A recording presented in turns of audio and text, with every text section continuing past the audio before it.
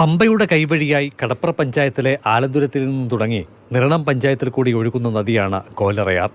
ഇന്ന് പുഴ പായലും പോളയും മാലിന്യങ്ങളും നിറഞ്ഞ അവസ്ഥയിൽ. മാലിന്യം നീക്കി ആഴം കൂട്ടിയ ശേഷം 5 വർഷങ്ങൾക്ക് മുൻപ് വള്ളംകളി മത്സരം സംഘടിപ്പിക്കപ്പെട്ട പുഴ ഇന്ന് ഏറെക്കുറെ ഉപേക്ഷിക്കപ്പെട്ട നിലയിലാണ്. ഒഴുക്കു നിലച്ചു, ഉള്ളത് മലിനജലവും. ചുരുക്കത്തിൽ വഴികളിലേക്ക് എവിടെ നിന്നും വെള്ളമെത്തിക്കാൻ കഴിയാത്ത സ്ഥിതിയുണ്ട്. കാട് പിടിച്ച് കാക്കപ്പോള കീറി കിടക്കുന്ന ഒരവസ്ഥയാണ്.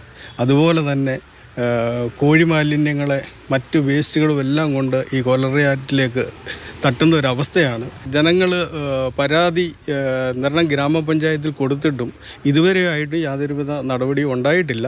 കടപ്ര നിരണം ഭാഗങ്ങളിൽ നിന്നും കെട്ടുവള്ളങ്ങളിൽ കാർഷിക ഉൽപ്പന്നങ്ങൾ ആലപ്പുഴയിൽ എത്തിച്ചിരുന്ന ഒരു കാലമുണ്ടായിരുന്നു.